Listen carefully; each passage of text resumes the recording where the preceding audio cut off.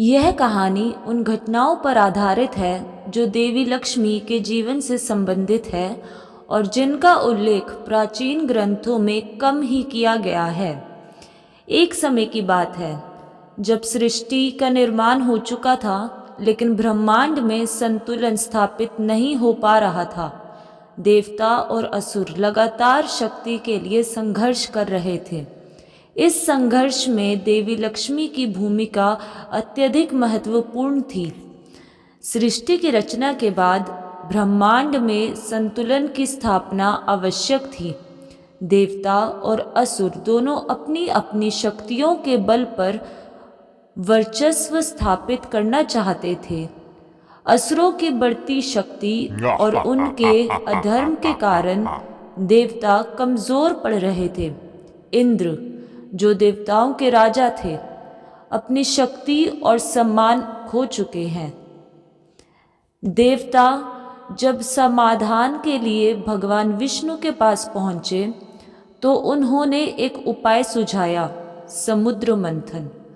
समुद्र मंथन से अमृत सहित कई दिव्य वस्तुएं प्राप्त हो सकती थी जो देवताओं की शक्ति को पुनः स्थापित कर सकती थी। विष्णु ने यह भी कहा कि समुद्र मंथन के दौरान कई अद्भुत घटनाएं घटेंगी जो पूरे ब्रह्मांड के लिए महत्वपूर्ण होंगी। देवता और असुरों ने समुद्र मंथन करने के लिए एक समझौता किया। मंथन के लिए मंदराचल पर्वत को मथनी और वासुकी नाग को रस्सी बनाया गया।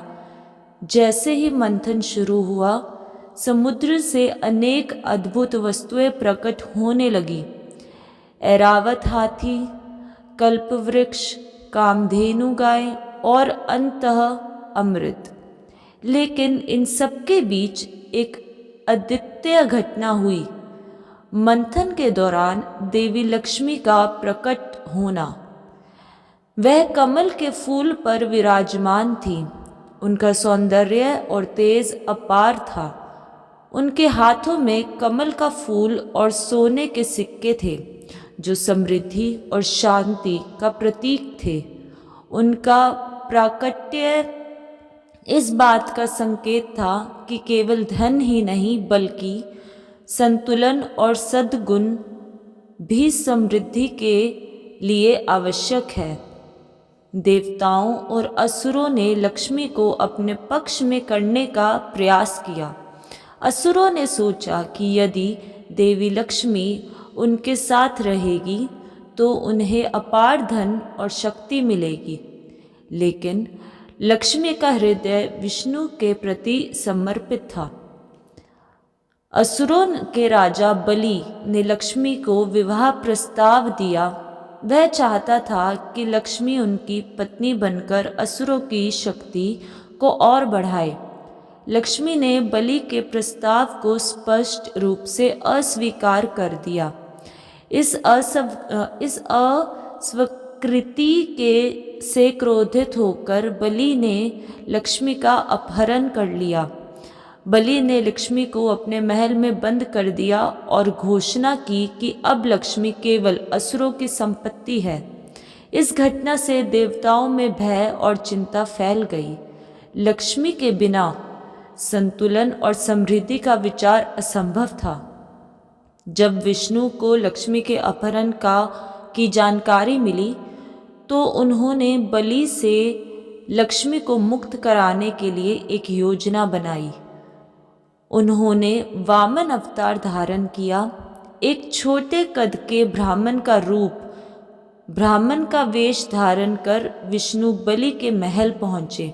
बलि, जो दानवीर के रूप में प्रसिद्ध था, ब्राह्मण का स्वागत करता है। वामन ब्राह्मण बलि से 3 पग भूमि दान में मांगते हैं। बलि इसे सरल मांग मानकर सहर्ष स्वीकार कर लेता है। जैसे ही बलि ने अपना वचन दिया, वामन ब्राह्मण ने अपने वास्तविक रूप का प्रकटीकरण किया। वह विशाल रूप में परिवर्तित हो गए और पहले पग में पूरी पृथ्वी को नाप लिया। दूसरे पग में उन्होंने आकाश को नाप लिया।